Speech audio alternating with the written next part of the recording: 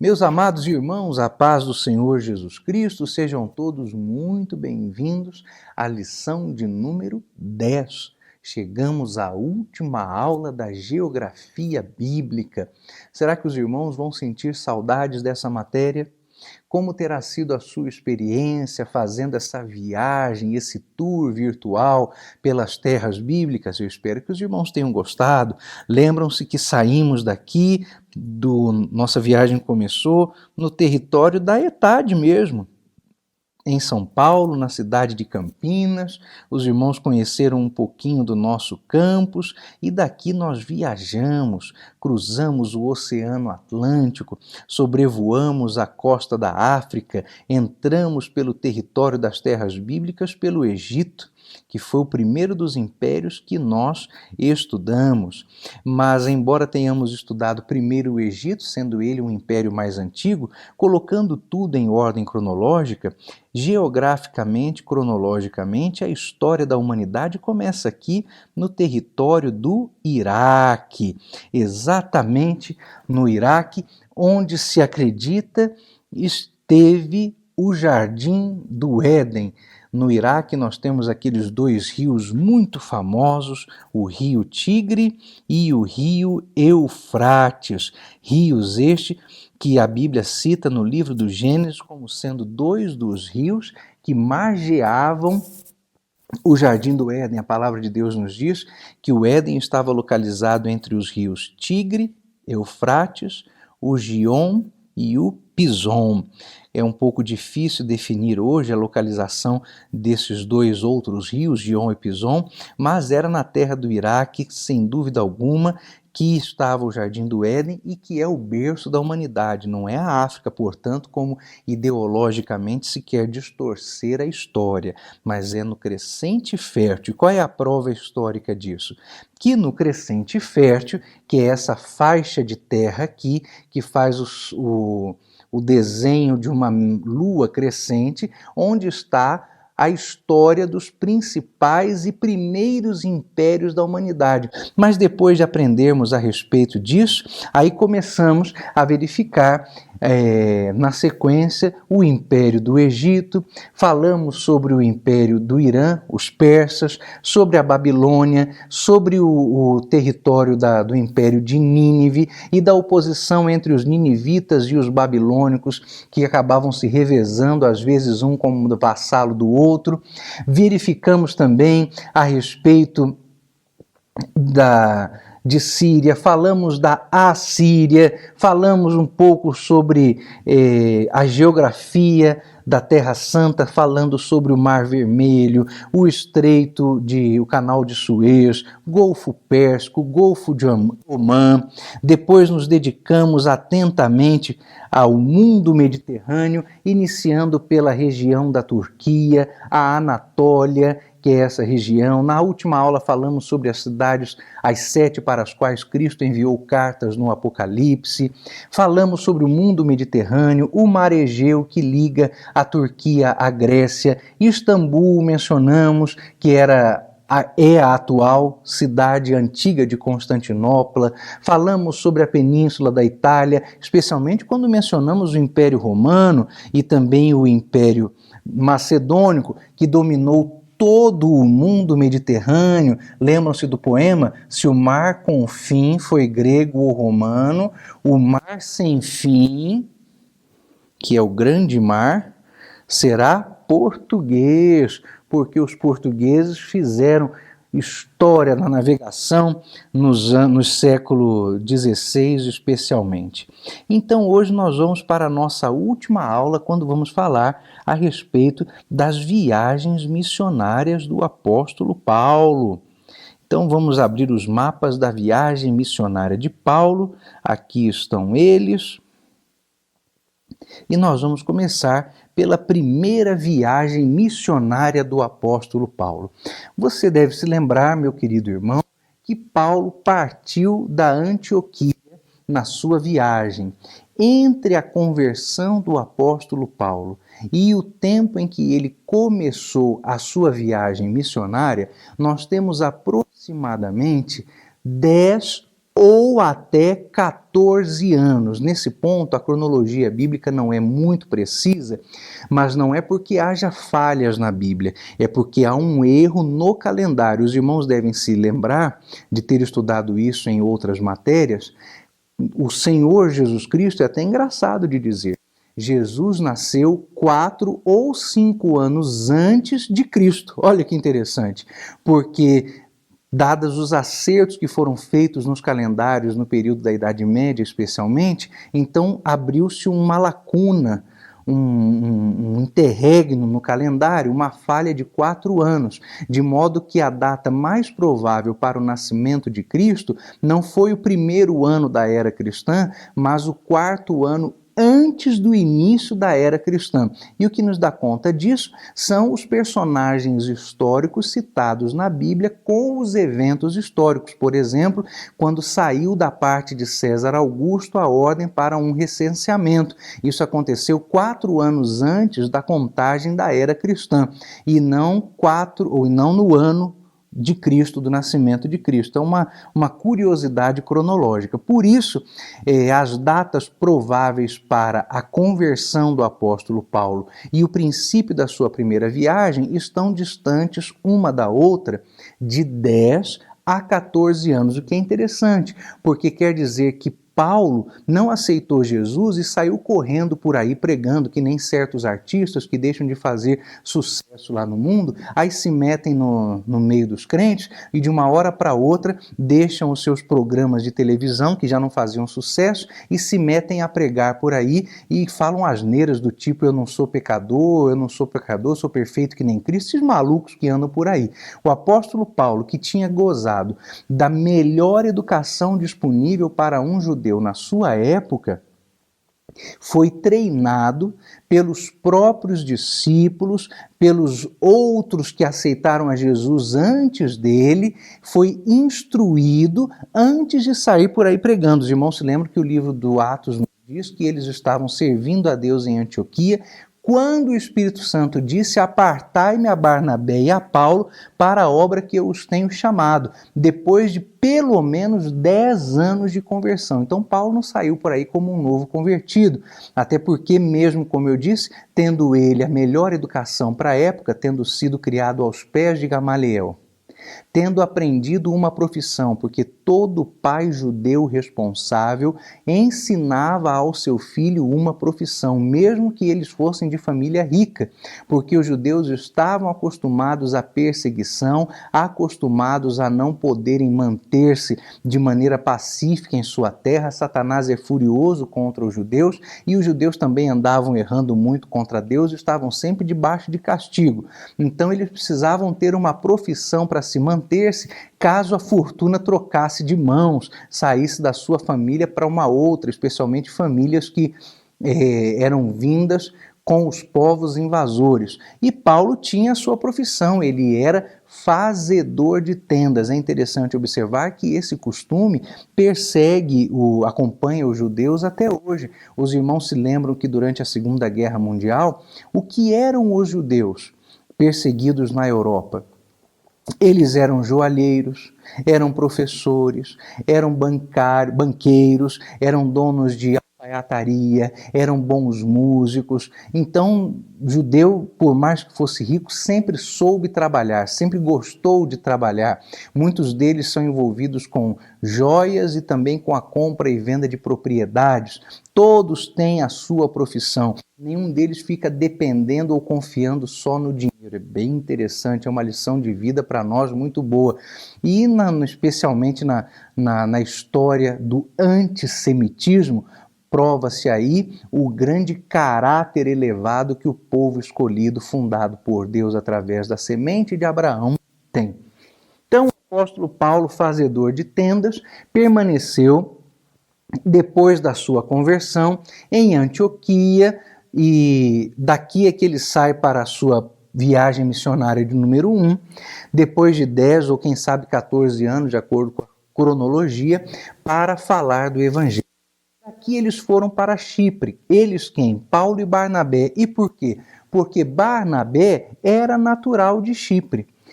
Então acredito que ele tenha dito, né, vamos para Chipre, eu conheço pessoas lá, amigos, parentes, era natural. Então de Antioquia partiram para Chipre. Paulo e Barnabé navegaram para Chipre. Dali eles foram para Pafos, onde Elimas, o mágico, fica cego por uma maldição lançada contra ele pelo apóstolo Paulo. Da Panfilha subiram para Antioquia da Psídia. Havia várias Antioquias na região, cidades fundadas em favor da família de Antíoco. Essa era Antioquia da Psídia, ou Antioquia prós-Psídia, que significa perto da Psídia, e dali foram para Icônio, de Icônio para Listra, de Listra para Derbe e começaram o caminho de volta.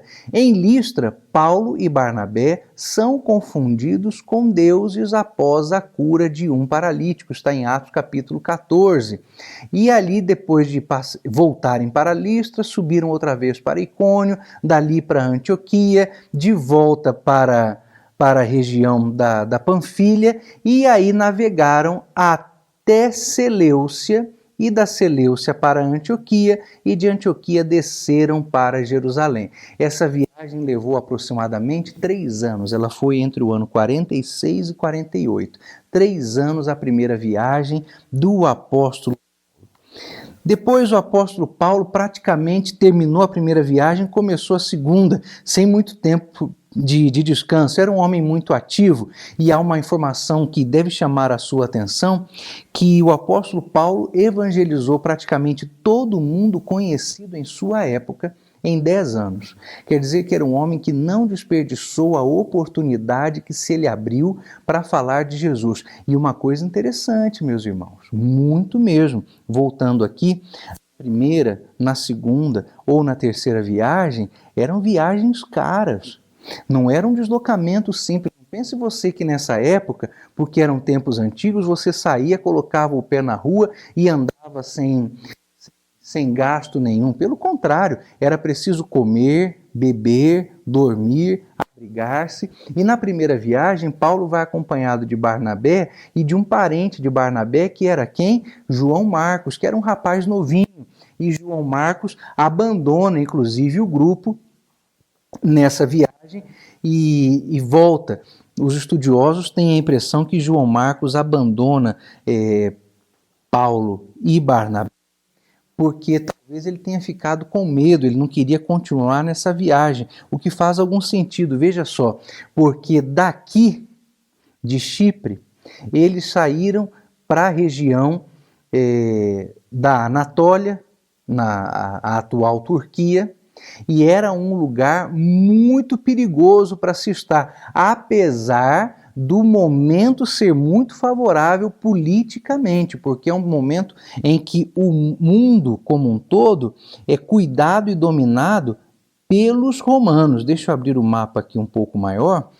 Toda essa região, o norte da África, o norte do Egito, a região da Palestina, a Turquia, a Grécia, Itália, até para cá, que não está aparecendo no nosso mapa, que é a Península Ibérica, tudo dominado pelos romanos, e os romanos tinham estradas maravilhosas. Você ir de uma ponta a outra do império falando grego seria como hoje viajar o mundo falando inglês sem dificuldade alguma. Mesmo assim, não quer dizer que fosse um passeio, era algo difícil. E por que João Marcos estava com eles? Se era uma viagem tão cara, será que ele ia fazer turismo?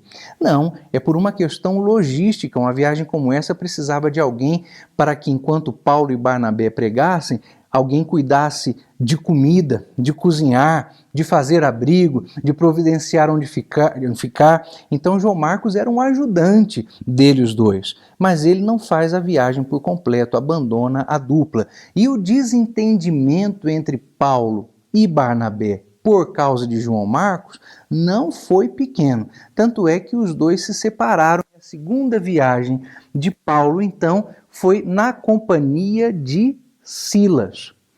Paulo parte com Silas, Atos capítulo 15, e dali eles foram para Tarso, que era aonde Paulo tinha nascido. de Tarso para Derbe, de Derbe para Icônio, de Icônio. E aqui os irmãos percebem então que ele fez o caminho inverso ao da primeira viagem. Na primeira viagem foi de Antioquia, da Síria, para Chipre, dali para Pafos, de Pafos para Perge e entrou na Turquia. Agora vai por terra, pelo norte. Então saiu da Antioquia, foi para Tarso, Derbe, Listra, Icônio, a outra Antioquia. A primeira é da Síria, a segunda é da Psídia. Daqui eles foram direto para Troade, atravessaram esse pedacinho do mar Egeu, e aí Paulo, em Troade, tem a visão da missão na Macedônia, Atos capítulo 16, porque a ideia de Paulo aqui não era passar para a Macedônia, a ideia de Paulo aqui era descer de volta para Éfeso, onde ele já tinha, onde precisava estar. Mas o Senhor Deus dá-lhe uma visão de um varão dizendo: passa a Macedônia. E Paulo atravessou então a Macedônia e foi parar em Filipos. O que acontece em Filipos? Lídia é batizada, Paulo e Silas são presos, Atos 16. Quando Paulo chega a Filipos, ele procurou fazer o que fez em todas as outras cidades onde ele esteve. Toda vez que Paulo chegava numa cidade, quer com Barnabé na primeira viagem, ou com Silas na segunda, Paulo ia para uma sinagoga para pregar primeiro aos judeus. Então é até um erro dizer que o apóstolo Paulo desprezava os judeus no seu ministério. Pelo contrário, o que Paulo tinha por certo, no entanto, é que ele não deveria pregar só aos judeus, porque os gregos também eram, os romanos, os bárbaros, todos eram para ser alcançados pelo evangelho. Mas quando o apóstolo Paulo chegou aqui em Filipos, ele começou a procurar por uma sinagoga e ele não encontrou uma sinagoga. E por que não encontrou? Porque para formar uma sinagoga era preciso que houvessem 10 homens cabeças de família. E ele não encontra 10 homens. Não havia naquela cidade 10 homens capazes de reunir-se e formar uma sinagoga. Mas não quer dizer que não houvessem ali judeus, que não houvessem ali pessoas tementes a Deus, como era o caso de Cornélio, por exemplo. Cornélio era um homem temente a Deus. O que significa? Que Cornélio não era judeu, porque ele era romano, não era judeu nem de nascimento, nem de religião, mas ele era um homem temente a Deus, isto é, era alguém que, tanto quanto lhe permitiam, andava acompanhando e cumprindo tudo aquilo que era possível a ele como não judeu para servir e agradar a Deus. Era um homem temente a Deus. Então Paulo procurou aqui judeus e ele não encontrou uma sinagoga, porque não havia 10 homens para formar uma sinagoga. Então o apóstolo Paulo pensou: eu vou procurar, se não há judeus, ao menos vou procurar homens tementes a Deus, pessoas tementes a Deus. E o que o apóstolo Paulo vai fazer? Capítulo 16 do livro dos Atos dos Apóstolos. Ele vai a uma beira de rio. Mas por quê? Porque ele queria pescar? Ele estava com sede? Não, porque o apóstolo Paulo sabia que pessoas tementes a Deus estavam sempre procurando cumprir alguma coisa ligada à lei, especialmente os rituais de purificação. E esses rituais, sempre que possível, eram feitos onde? Na beira do rio, em água corrente. Lembra-se do que a lei dizia? Que se alguém estiver impuro, vai, se lava no rio e permanecerá impuro até a tarde. Depois você está limpo de novo. Chegando lá, o apóstolo Paulo encontra mulheres na beira do rio e elas estavam se purificando, especialmente Lídia. No dia de sábado, saímos fora das portas para a beira do rio, onde se costumava fazer oração. Não havia uma sinagoga. E assentando-nos, falamos às mulheres que ali se ajuntaram. Por que havia mulheres naquela beira de rio? Por causa do costume dos rituais de purificação. E certa mulher chamada Lídia, vendedora de púrpura da cidade de Tiatira, que servia a Deus, nos ouvia e o Senhor lhe abriu o coração para que estivesse atenta ao que Paulo dizia. E depois foi batizada ela e a sua casa e nos rogou dizendo: se haveis julgado que eu seja fiel ao Senhor, entrai em minha casa, ficai ali, e constrangeu-nos a isso. Então, algo muito interessante para observarmos culturalmente, Lídia é a primeira pessoa a aceitar a Cristo, ao menos de que se tenha notícia, não é? Pelo ministério do apóstolo Paulo, a primeira cristã da Europa é Lídia, é uma mulher vendedora de púrpura, uma mulher rica, porque negociar púrpura não era para quem tinha pouco dinheiro, não. Dali eles então foram para Tessalônica, é o tumulto de Paulo ao pregar na sinagoga em Atos capítulo 17. Depois eles seguiram para as cidades de Bereia, os crentes bereanos, aqueles crentes que estavam sempre confirmando as coisas na Bíblia. Dali Paulo desce para Atenas, Paulo argumenta com filósofos no Areópago, Atos 17. Dali ele vai para Corinto, uma cidade onde o apóstolo Paulo tem problemas, tem muita dificuldade. Por quê? Porque Corinto era um centro de prostituição. Em Corinto havia um templo para a prostituição. Em Corinto, as pessoas estavam acostumadas a se deitar com as prostitutas rituais. Como funcionava isso? Nesses templos havia, em alguns deles, até 1000 prostitutas rituais. Eram mulheres, algumas muito jovens inclusive, que em algum momento pareciam entrar em um tipo de transe espiritual, possuídas por uma divindade, por uma entidade, tudo demônio, lógico. E aí os homens e mulheres também pagavam para ter sexo com essas prostitutas na hora em que elas estivessem endemoninhadas, porque as pessoas criam que naquele momento, tendo a relação sexual com a prostituta possuída, então eles iriam tocar, se relacionar com o mundo espiritual. E você não tem a dúvida que era isso mesmo, só que não positivamente. Não positivamente. Era uma prostituição ritual. E a coisa ali era terrível, irmão. Era coisa feia. Era um costume na cabeça daqueles corintos em ter relações sexuais assim, prostituindo-se dentro dos templos dos pagãos. E o apóstolo Paulo tem que moralizar a questão, dizendo para esse povo, olha, não funciona desse jeito não. Quem faz sexo com uma prostituta está unido a ela. Torna-se com ela uma carne. Entendeu porque o apóstolo Paulo tem que descer a essas minúcias e a esses detalhes, falando sobre a pureza do casamento, falando que as pessoas não poderiam se apresentar à Santa Ceia do Senhor impuros, porque tinha muito crente em Corinto que estava entre os salvos, mas continuava praticando essas imoralidades todas. A igreja difícil era essa igreja de Corinto. E o apóstolo Paulo fica nesse lugar, ali ele trabalha com Priscila e Áquila e Priscila, que também eram fazedores de tenda como ele próprio, Priscila e Áquila que foram instrutores, professores de Apolo, o pregador, porque Apolo era um pregador, um evangelista, um avivalista. Apolo falava, as pessoas se aglomeravam, escutavam, ele era alguém poderoso nas escrituras, poderoso em palavras. E quando Priscila e Áquila escutam no pregar, percebem que ele sabia muito e era temente e era poderoso, mas faltava a ele o conhecimento a respeito do Espírito Santo, e eles o instruem, ensinam Apolo. Então aí está esse casal importante para o ministério de Apolo e de Paulo também. De lá o apóstolo Paulo vai a Éfeso, dali ele vai para Ródios, finalmente passa outra vez por Pafos e chega até Cesareia, na costa marítima de Israel, e dali retorna a Antioquia, de onde ele partiu. Essa viagem é do ano 49 ao ano 52. Mas Paulo gostava muito de viajar, porque no ano 53 ele sai de novo para uma terceira viagem missionária. Vamos ver então o roteiro dessa terceira viagem missionária, que começa também em Antioquia, mas dessa vez acaba em Jerusalém.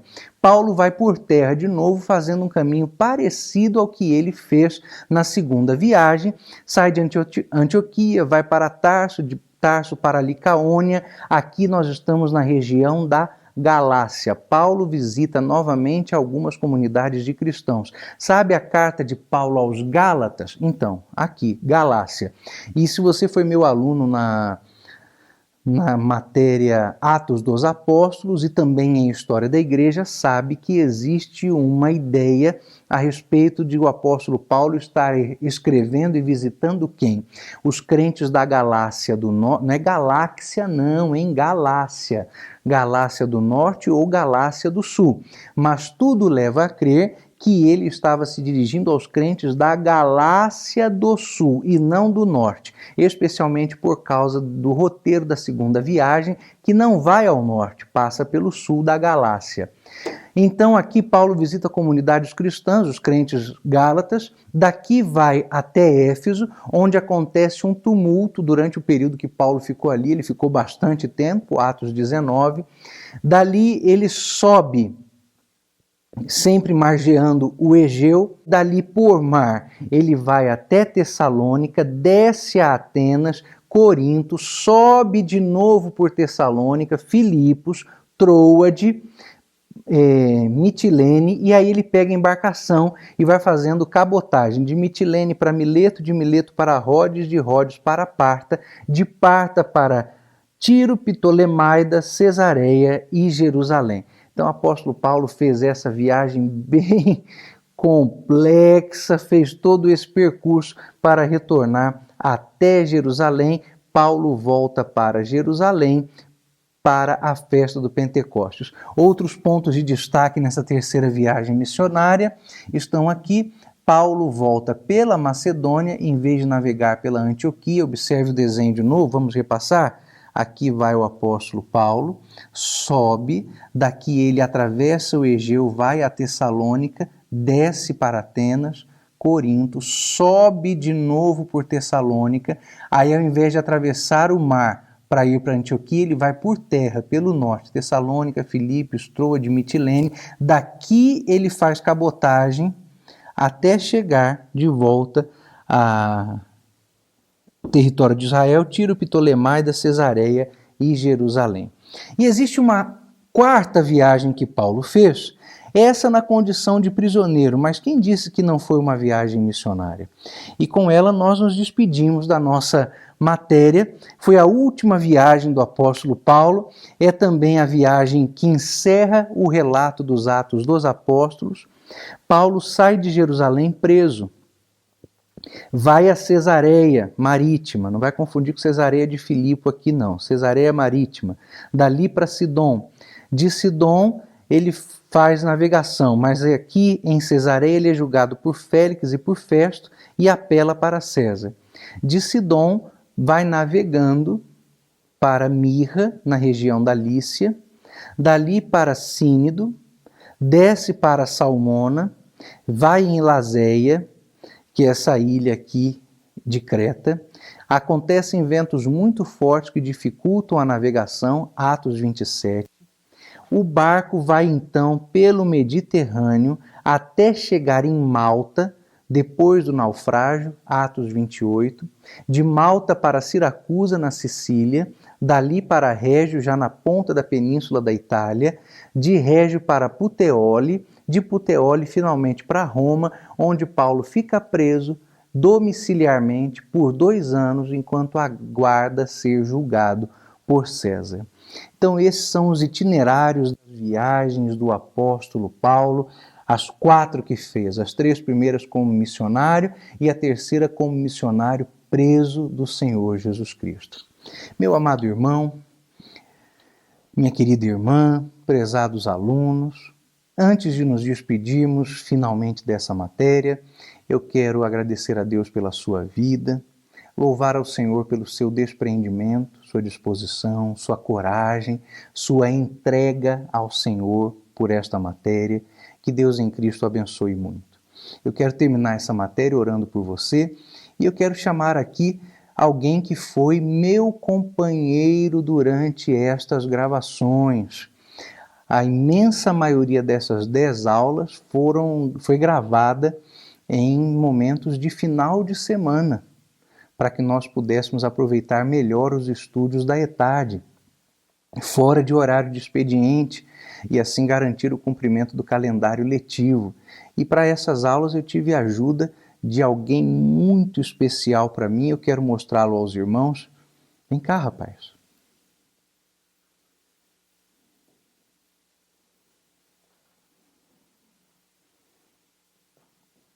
Corre, menino. Aqui está o meu Estevão, o meu pregador Estevão, a minha coroa, e o Estevão durante essas aulas tem operado a câmera de som, a captação das imagens, a mesa de corte, tem feito esse trabalho tão bonito de pré-edição que deu resultado a essas aulas. Levou muita bronca, filho, nesses dias? Uhum. Fala pertinho aqui, levou? Sim, levei muita bronca. Por quê? Não sabe.